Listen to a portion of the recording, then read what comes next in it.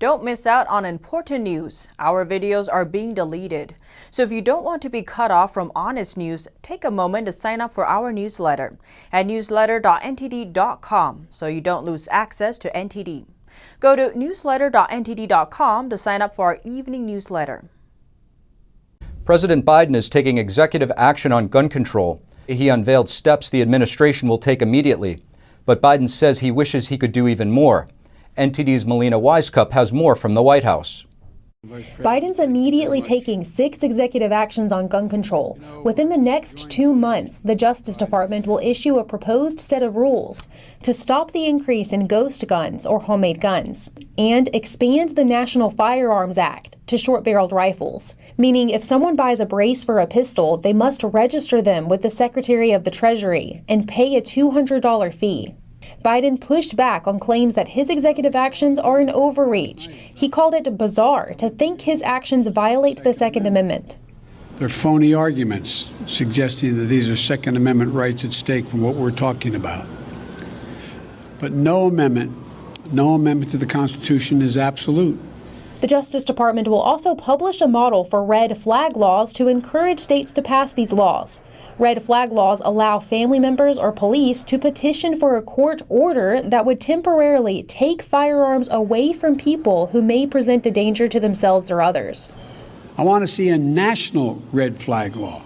He also wants the Justice Department to issue an annual report on gun trafficking to help stop guns from reaching the hands of criminals. Biden used the uptick in crime to advocate for stricter gun control laws, but some say there's more context to consider about the rise in crime. You have the district attorneys who are not prosecuting a lot of cases.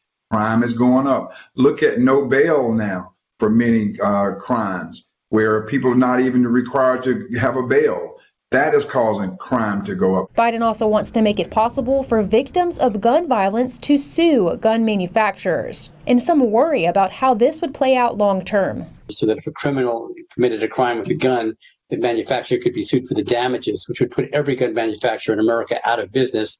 But Biden says he wishes he could do even more. We should also ban assault weapons and high-capacity magazines in this country. Also with these executive actions, Biden's investing $1 billion towards gun violence intervention programs. He also wants to set aside another $5 billion towards these programs, and that is included in his infrastructure package. Biden's also calling on Congress to pass more gun reform laws so that they'll be longer lasting. But we know legislation like this does face an uphill battle in the Senate because of that thin majority. That is, unless Democrats can figure out a way to get around the filibuster. Reporting in Washington, D.C., Melina Wisecup, NTD News. Governors and lawmakers are chiming in on what they think of Biden's proposed gun rules. Some say his actions infringe upon the Second Amendment. Others say they help reduce violence. NTD's Kevin Hogan has the details. Pleasure of getting to meet. President Biden claims his executive orders on guns won't infringe on the Second Amendment, but South Dakota Governor Kristi Noem sees it otherwise. She says taking away guns with red flag laws is an infringement. The Second Amendment states the right of the people to keep and bear arms shall not be infringed. According to the Library of Congress, the meaning of the sentence is not self-evident and has led to a lot of interpretations, but the Supreme Court hasn't made very many decisions on it. House Speaker Nancy Pelosi agrees with Biden's plans. She claims his actions will help save lives and reduce community violence. According to gunviolencearchive.org, over 11,000 people have died from some form of gun violence this year, but most of those were from suicides. 132 of those were from mass shootings. According to Giffords Law Center, gun homicides disproportionately affect Black Americans. Texas Governor Greg Abbott says Biden is threatening gun rights. He wants to make Texas a Second Amendment sanctuary state. Ohio Representative Mike Lojcik says Americans need to stand up for their rights now before it's too late. In February, he introduced the Second Amendment Safe Haven Act. It would designate Ohio as a Second Amendment protective state. The bill affirms that states have the right to defend liberties over the federal government. Kevin Hogan, NTD News. Firearm-related background checks saw a record high in March. Gun sales are rising and ammunition is in short supply. Our reporter spoke with 2 gun experts in Washington state to find out more. Since the beginning of the pandemic, guns have been in high demand. That's according to Ryan Osbrink, a longtime gun owner, Marine veteran, and general manager of Wade's Eastside Guns in Bellevue, Washington. In 2019, which was a fairly slow year, we would see anywhere from 20 to 30 customers on average a day.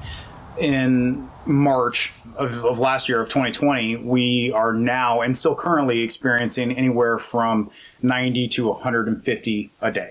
Osbrink, also known as Oz, tells NTD several other factors also contribute to soaring gun sales. You know, there was COVID, there was a civil, I don't know if I'd call it unrest, but the protests and you know, the instability, and then all of the politicians were pushing for, you know, anti-gun, I'm going to ban this. I don't. The store also saw not only many new gun owners, but also a dramatic shift in demographics. Probably within the first couple of weeks, we saw a huge explosion of diversity in the gun store. We saw a lot of new Asian customers. We saw a lot of new Asian customers. We saw a lot of different minority groups that weren't usually in the gun store. Just they flourished in here. And as new gun owners, people will learn how to fire them. Joe Porras, the director and instructor at the adjacent indoor firing range, told NTD there was an increase in range traffic and shortage of ammunition. The reason why we have such a shortage in ammo is not because of the government. It's because there's so many new people buying guns, they bought ammo. Many buyers have been stockpiling ammo. Yeah, we actually ran out of 9mm maybe 3 weeks ago. We were out of it for at least a week, and then we got finally our shipment in. Oz suggests recent hate crime incidents may be less common if more bystanders arm themselves. I strongly believe that taking away the right for people to own what they want to own for their own self-preservation is a lot more harmful than the unfortunate events that happened. Data shows Washington state had an almost 14 times increase in ammo sales during the first 100 days of the outbreak of COVID-19, also known as the CCP virus. And demand has not gone down since. California's governor has announced the state could fully reopen on June 15th. NTD's Eileen Ang has the details. On Tuesday, Governor Gavin Newsom announced that California will fully reopen its economy on June 15th. That's the plan as long as the state has enough vaccines and hospitalization rates are low and stable. California has administered 20 million vaccines, including 4 million to communities that are hit hardest. Right now, most of the state is at a moderate risk level. We anticipate over 30 million people will have been vaccinated at least one dose by the end of the calendar month, with the expectation of an abundance of doses coming in from the federal government through the end of this month and into May. We can confidently say by June 15th that we can start to open up as business as usual.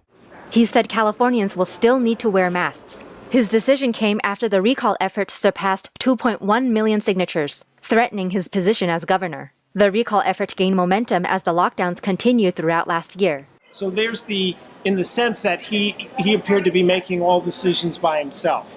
There's the policy side, but there's also the side that people just don't like this governor. They think he's arrogant. They think he's hypocritical because of the fact that he continues to do things, or did, going to expensive restaurants, being out, flouting his own rules. And that kind of hypocrisy is not easy to come back from when you're a governor. The recall movement also cites issues he did not fix during his administration. There's the issue of the wildfires, the inability to provide consistent electricity, the water issues. There is homelessness. There is the highest poverty. According to the U.S. Department of Labor, California saw about 145,000 unemployment claims last week. That's an increase of almost 39,000 compared to the prior week. Eileen Ang, NTD News, California. Italian-American groups and a city councilman are suing Philadelphia's mayor for trying to remove the legacy of Christopher Columbus from the city. They say the mayor is being racially discriminatory against Italian-Americans. NTD's Don Tran has the details. A Philadelphia council member and several Italian-American groups are suing Mayor Jim Kenney for his alleged divisive anti-Italian-American discriminatory actions. The city toppled the statues of Christopher Columbus and Italian-American Mayor Frank Rizzo. That's because Rizzo is accused of being a racist and pushing abusive police policies. And Columbus is accused by some of committing genocide against the indigenous people in America. This past February, the mayor replaced Columbus Day with Indigenous Peoples Day. The group says the mayor is violating the Constitution, which prohibits discrimination based on anyone's national origin.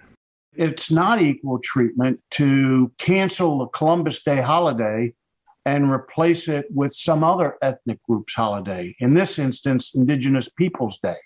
What we want to do is we want to hold him accountable for these kind of racist practices and policies. They say Indigenous people should be able to celebrate their heritage, but the change creates division because it denies Italians from doing the same. Councilman Mark Squilla said the issue isn't all about Columbus. He says the mayor violated state law when he made the decision alone, without going through a process. And we just hope that if anybody, decides to do something like this in the future, they will include the public in that process and making sure that all views are heard before a final decision is made. And then once that decision is made, no matter what side it falls on, at least the people were included in a part of that process. And then we would have to live with it, be angry with it, or move on. But we would know that it was done properly. The lawsuit was filed in a U.S. District Court, and their case is meant to hopefully stop discrimination from happening again in the city. Who knows which community is going to be next, which ethnic group is going to be next for him to attack. At the very least, the lawsuit seeks to repeal the name change to Columbus Day. Philadelphia's mayor said in a statement he can't comment further at this time. Don Tran, NTD News.